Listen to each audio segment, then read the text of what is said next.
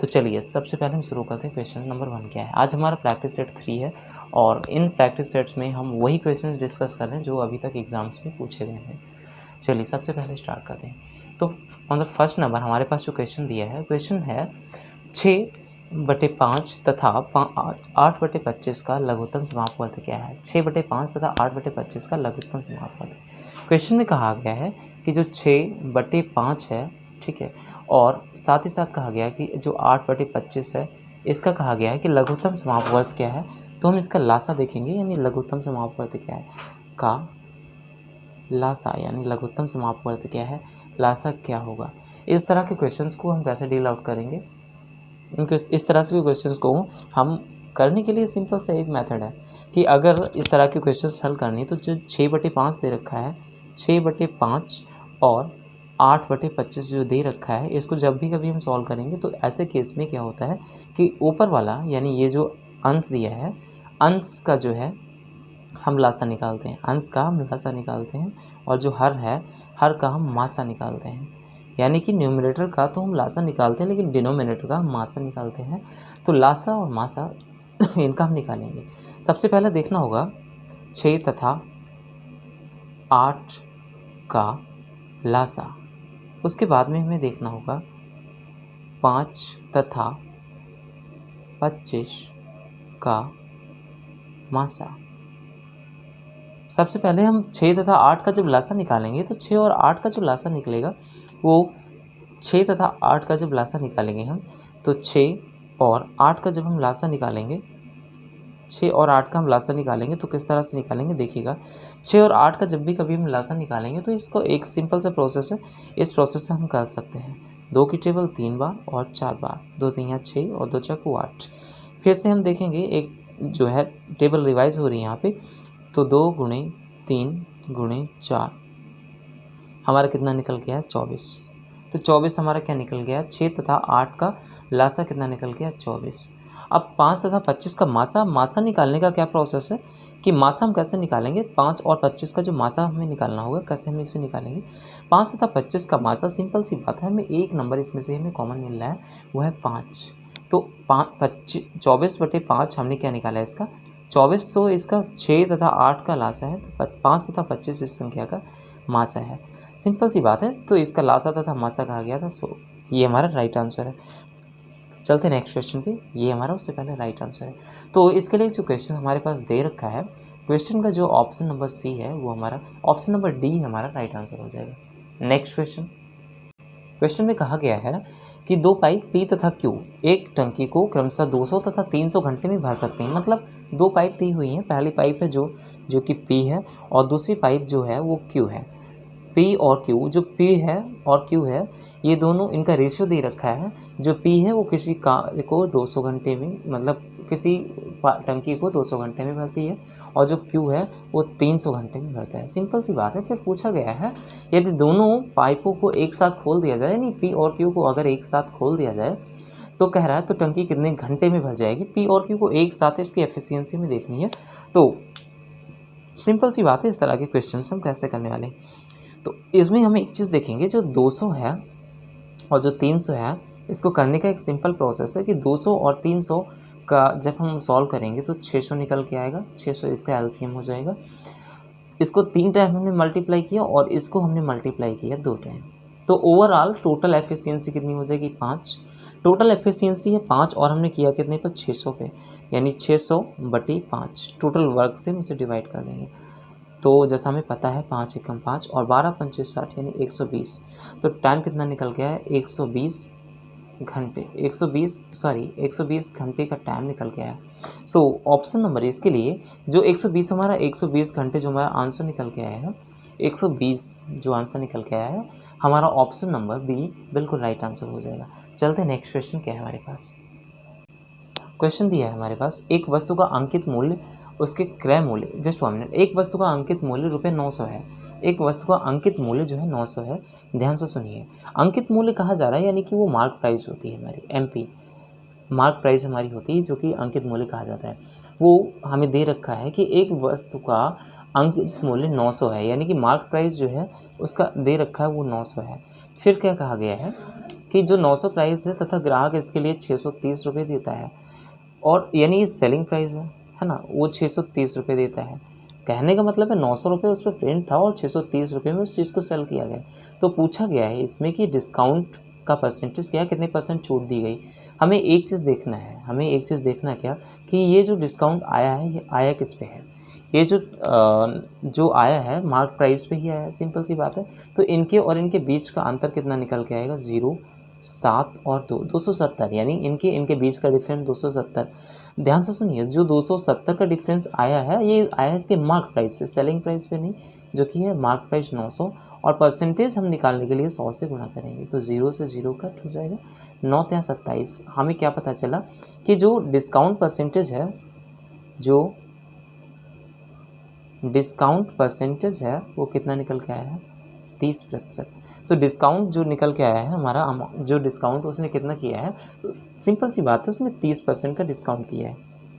एक चीज़ और ध्यान रखें कि जो 900 MRP थी उसकी मार्क प्राइस जो था उसको 630 रुपये पे बेच दिया। कितने कम रुपये पे बेच दिया, 270 रुपये कम पे बेच दिया। 270 रुपये की कमी ये किस पे आई, 900 पे।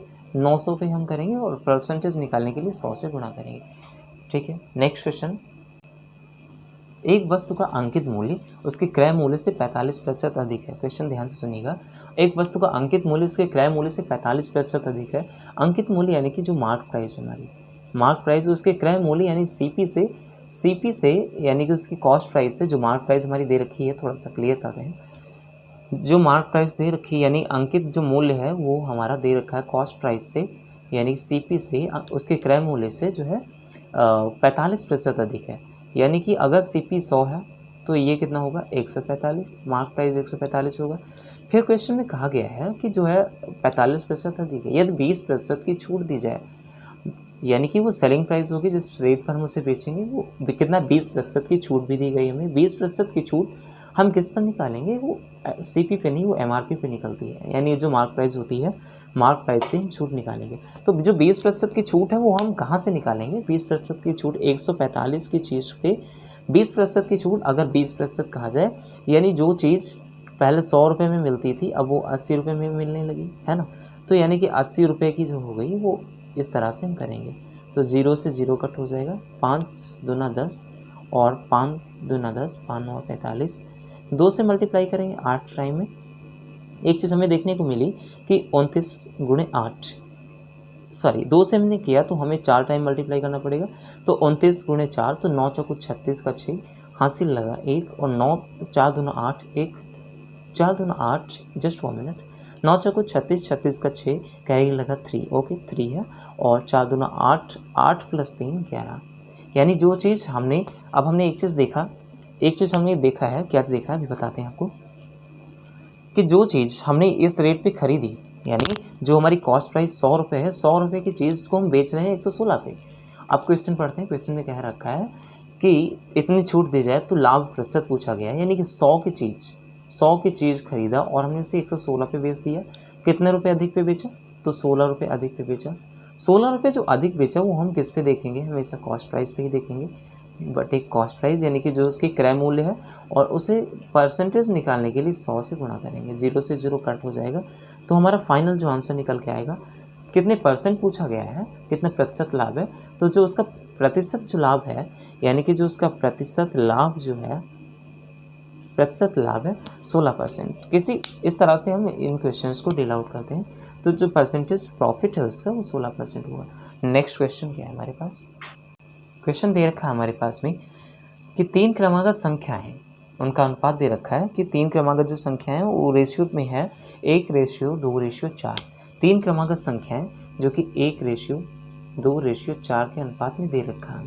फिर पूछा गया उनके वर्गों का योग जो है वो 1029 है, यानी इनके वर्गों का योग कितना है, हम इसको x मान लेते हैं, x मान लेते हैं। इनके वर्गों का योग हमें दे रखा है कि 1029। सबसे पहले इनका वर्ग निकालेंगे, इनका वर्ग कितना निकल के आएगा, तो वर्ग निकालने के लिए सिंपल सी बात है कि इसका वर्ग कितना होगा, 1 प्लस, क्योंकि वर्गों का योग दे रखा, प्लस करेंगे 4 प्लस, जब हम इसका स्क्वायर निकालेंगे तो 4 चौको 16, तो आंसर हमारा क्या निकल गया, 21x।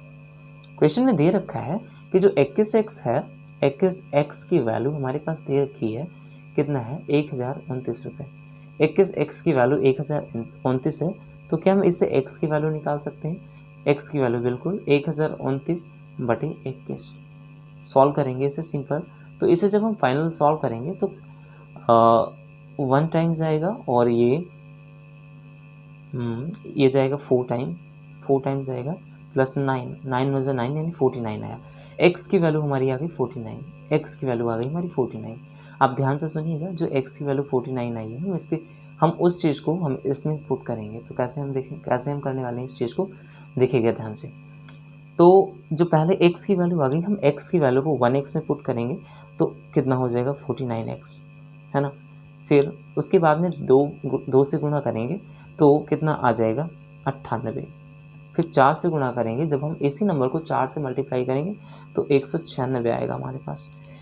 ओके, 196 आएगा। इसमें से कुछ नंबर्स एलिमिनेट हो रहे हैं, जैसे 7 के टेबल से 7 सते 49 और 7 14 टाइम मल्टीप्लाई इससे करेंगे, प्लस इसे हम करेंगे 7 दूना 14 प्लस 7 और 56। हमने क्या देखा 7:14:28, इसका रेशियो निकल के आया। सो ऑप्शन नंबर सी हमारा राइट आंसर हो जाएगा। हमने क्या देखा कि इसका रेशियो हमने कैसे निकाला कि जो ये वैल्यूज़ दी हुई थी हमने इनको एक्सपोर्ट किया और बाद में एक्स की वैल्यू को जो हमने निकाला उसका फाइनल में आंसर रख लिया यहाँ पे। तो चलते हैं नेक्स्ट क्वेश्चन हमारे पास क्या है। नेक्स्ट क्वेश्चन देखते हैं। अगले प्रश्न में हमारे पास दिया है 5 क्रमागत संख्याओं का औसत 18 है, यानी कि जो 5 क्रमागत संख्या है उनका औसत 18 दे रखा है। क्वेश्चन पढ़ते हैं फिर से। क्वेश्चन जो दिया है हमारे पास में कि जो 5 क्रमागत हैं, 5 क्रमागत संख्या जैसे 1 2 3 4 है ना, ये क्रमागत संख्या होती है। लेकिन हमें थोड़ा देखना है, हमें ये लिखने की ज़रूरत नहीं है। क्वेश्चन में कहा गया है, पहले उस डेटा को हम ध्यान देते हैं। क्रमागत संख्याएं क्या होती हैं हमने आपको बता दी। 5 क्रमागत संख्याओं का औसत 18 है। अगर कभी भी इस तरह के क्वेश्चन देते हैं कि 5 का जो औसत है वो 18 है, 5 का औसत 18 है, 5 क्रमागत सम संख्याओं का औसत 18 है, तो संख्याएं कौन कौन सी हो सकती हैं, फिर हम सबसे पहले ये देखेंगे। अच्छा, औसत 18 है तो 18 को हम सबसे पहले मिडल में लिख रखेंगे। 5 क्रमागत सम संख्याएं 2 इधर हो जाएंगी और 2 इधर हो जाएंगी, ठीक है। क्यों 2 इधर हो जाएंगी? क्योंकि सिंपल सी बात है, इसका औसत 18 है, जो वैल्यू औसत होती है उसको हम कांस्टेंट रखते हैं। अब इधर जो नंबर्स आने वाले हैं वो हम देखेंगे अभी। फिर पहले क्वेश्चन पढ़ लेते हैं। क्वेश्चन में कहा गया है कि 5 क्रमागत सम संख्याओं का औसत 18 है। यदि अगली 2 संख्याओं को भी शामिल कर लिया जाए, अगली 2 संख्याओं को शामिल करने का मतलब, ध्यान से सुनेंगे, सबसे पहले 18 है तो क्रमागत संख्या है, यानी कि यहाँ पे 17 होगा, यहाँ पे 19 होगा, यहाँ पे 16 होगा, तो यहाँ पे 20 होगा। फिर कहा गया अगली 2 संख्या, ध्यान से सुनना, अगली यानी इसके आगे 2, पहली और दूसरी, यहाँ पे 2 संख्याएं शामिल कर ली जाए तो अगली क्रमागत ही शामिल करेंगे 21 और ये हो जाएगा 22। अगली 2 संख्या शामिल कर। अब इन्होंने पूछा है कि तब नया औसत क्या होगा। हमने ध्यान से देखना है कि 2 संख्या हमने इधर ले ली तो 2 संख्याएं इधर लेंगे, 2 संख्याएं इधर लेंगे, 2 संख्याएं इधर ये लेंगे, तो हमारे पास अगला औसत क्या निकल के आएगा, हमें दूर से दिख रहा है 19, ठीक है। तो 19 हमारा क्या होगा, 19 हमारा नया औसत होगा, नया औसत, ठीक है, नया औसत होगा। इस तरह से हमने आज के कुछ क्वेश्चंस जो इम्पोर्टेंट क्वेश्चंस थे हमने उसको डिस्कस किया। ये क्वेश्चन अगर इसमें से कुछ भी आपको समझ में नहीं आया हो तो प्लीज़ आप हमें एक बार इसकी क्वेरी ज़रूर बताएं। आपकी जो भी राय हो, कुछ क्वेश्चंस में जो चेंजेस करना चाहते हैं तो चेंजेस आप बताएं, हम उस तरह के क्वेश्चंस भी डील आउट करेंगे। फिलहाल करेंटली अभी हम इस टॉपिक पे हम बात कर रहे हैं जो कि एक इम्पॉर्टेंट सेशन है। हर प्रश्न अपने आप में एक इम्पॉर्टेंट रोल प्ले करता है। तो आज का सेशन कैसा लगा, हम वेट करेंगे आपके रिस्पॉन्स का। अगर आप इस चैनल पे पहली बार आए तो प्लीज़ चैनल को सब्सक्राइब करिए, वीडियो को लाइक करिएगा। Thank you.